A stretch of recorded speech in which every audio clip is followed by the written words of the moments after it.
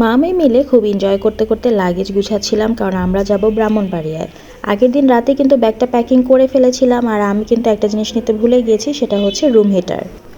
জান্নাত হওয়ার পরই ওর বাবা এই রুম হিটারটা নিয়ে এসেছিল, কারণ যেহেতু উইন্টার সিজনে তাপমাত্রা একটু উঠানামা করে, তাই সবারই দেখা যায় ঠান্ডা লেগে যায়। তাই রুমে যদি এই রুম হিটারটা থাকে তাহলে কিন্তু তাপটা একদমই নিয়ন্ত্রণে থাকে।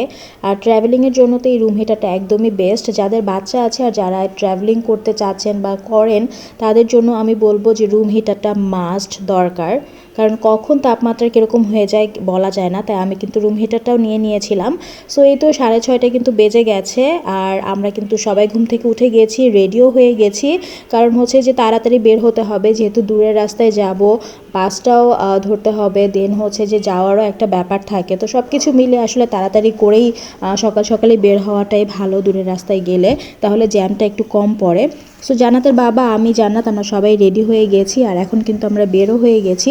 সো আমরা ফার্স্টে যাব কমলাপুরে, তো ওখান থেকেই কিন্তু আমরা বাসে উঠবো ব্রাহ্মণবাড়িয়ার জন্য। সো আমরা কিন্তু বাস স্ট্যান্ডে চলেও এসেছি। আর ব্রাহ্মণবাড়িয়ায় কোথায় যাচ্ছি এটাই তো বলা হয়নি। ছোটো মামা শ্বশুর বাড়িতে, তারা অবশ্যই এখানে ড্যামরায় থাকে, বাট তাদের মেইন জায়গাটাই হচ্ছে ব্রাহ্মণবাড়িয়া, মানে হোম টাউনটা। তো এই তো সবাই কিন্তু চলে এসেছে, এখানে নানুরা, মামারা সবাই চলে এসেছে, দেন আন্টিরা। তো সবাই বাসের জন্যই ওয়েট করছিল। বাস আসতে আরও 15 মিনিটের মতো লাগবে। আর এখানে আন্টি আবার স্যান্ডউইচ নিয়ে এসেছিল সবার জন্য, তো স্যান্ডউইচও খেয়ে নিয়েছিলাম, যেহেতু সকালবেলা বের হয়েছে একদম না খেয়ে। কারণ সকালবেলা ঘুম থেকে উঠে একদমই কিছু খেতে ইচ্ছা করে না, আর তাড়াতাড়ি করে জাস্ট রেডি হয়ে বের হয়ে গেছি। বাসও কিন্তু এর মধ্যে চলে এসেছে, তো আমরা সবাই এক এক করে বাসে উঠছিলাম। জান্নাতের বাবা জান্নাতকে উঠিয়ে দিচ্ছিল। আর মজার ব্যাপার হচ্ছে এটাই জান্নাতের ফার্স্ট বাস জার্নি, এর আগে কখনো বাসে উঠিনি।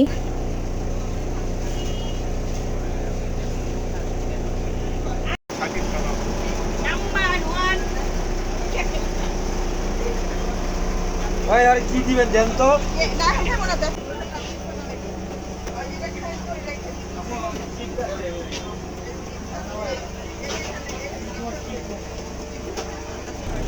জান্নাত কিন্তু খুব এক্সাইটেড ছিল, কারণ হচ্ছে যেহেতু প্রথম বাসে উঠেছে, এর আগে কখনো বাসে উঠেনি। আর এই তো জান্নাতের বাবা, ওর ঘুমই শেষ হয় না। সে ওঠার পরেই আচারওয়ালা আসলো, তো দেরি না করে আচারটাও কিন্তু নিয়ে নিলাম।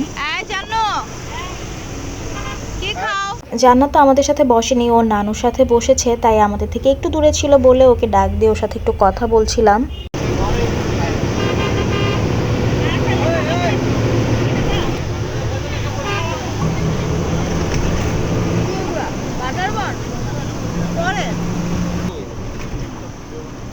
জান্নাত যেহেতু এর আগে কখনো বাসে উঠেনি, তাই কিছু দূর যাওয়ার পরে ওর একটু খারাপ লাগছিল। তো ওর শরীরটা একটু খারাপ হয়ে যাওয়ার কারণে ও আবার আমার কাছে চলে এসেছিল, আমার সাথেই বসেছে।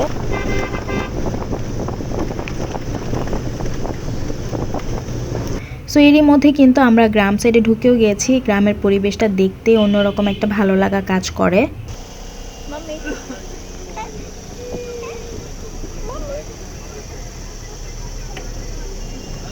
যখনই গ্রামের এই সুন্দর সবুজ সিনারিগুলো দেখছিলাম, মনটা এতটা ভালো হয়ে গিয়েছিল যে বলার মতো না।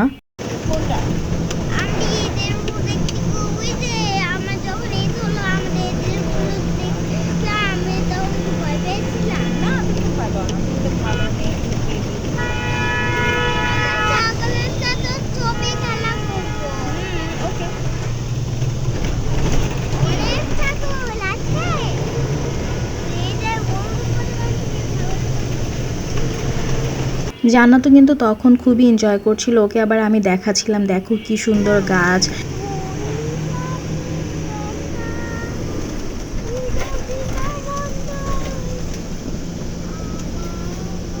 যেতে যেতে আবার একটু ক্ষুধাও লেগে গেছে, যেহেতু অনেক সময় লাগছিল। ট্রেনে গেলে তাড়াতাড়ি চলে যেতাম, তারপর একটু বাটার বনও খেয়ে নিলাম। আর জান্নাত তো এখানে সবুজ ভিউ দেখছিল, ওকে আবার আমি গরু ছাগল সবই দেখাচ্ছিলাম, যে দেখো কি সুন্দর গরু ছাগল গাছপালা। ঢাকা শহরে তো আসলে এরকম দেখা যায় না, পাওয়াই যায় না। তো দেখা যায় বাচ্চারা আসলে ওরকমভাবে এগুলো বুঝেও না, বাট যখন ওরা এগুলো দেখতে পারে তখন কিন্তু ওদের কাছে অন্যরকম একটা ভালো লাগা কাজ করে। আর এর মধ্যে কিন্তু আবার চানাচুর আলা চলে আসলো। চানাচুর আমার জান্নাত আমাদের দুইজনেরই খুবই খুবই পছন্দ, আমরা কিন্তু খেয়ে নিলাম।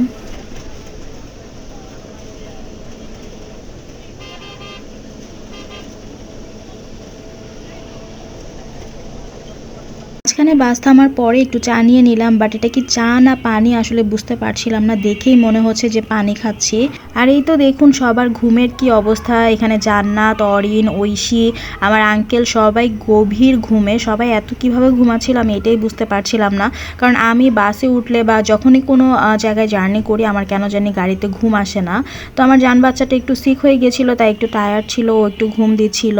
আর এদিক থেকে আমরা কিন্তু প্রায় চলেও এসেছি, তো সবাই নামার প্রিপারেশনস নিচ্ছিল। আর জান্নাতের বাবা আসলে ক্যামেরার দিকে তাকিয়েছিল আমার দিকে, তাই ওর সাথে একটু দুষ্টুমি করছিলাম। আর সবাইকে দেখতে অনেকটাই টায়ার্ড লাগছিল, যেহেতু অনেকক্ষণ আমরা ট্রাভেল করেছি, প্রায় 5 ঘন্টার মতো, তাই সবাই একটু তখন বিধ্বস্ত অবস্থায় ছিল। আর বাস থেকে নেমে আমাদেরকে আবার সিএনজি নিতে হবে, কারণ আরও কিছু দূর যেতে হবে, কিন্তু বাস যায় না, তো এর জন্য সিএনজিতে করেই আমাদেরকে যেতে হবে। আপু এটা রাখেন। এই হাঁসগুলো দেখে জান্নাত এতটা খুশি হয়েছে যে বলার মতো না, কারণ এর আগে কখনো এতটা কাছ থেকে হাঁস মুরগি এগুলো দেখেনি।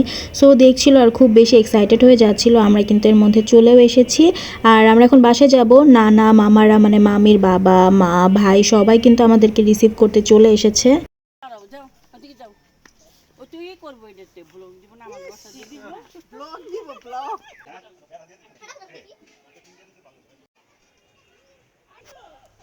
জানো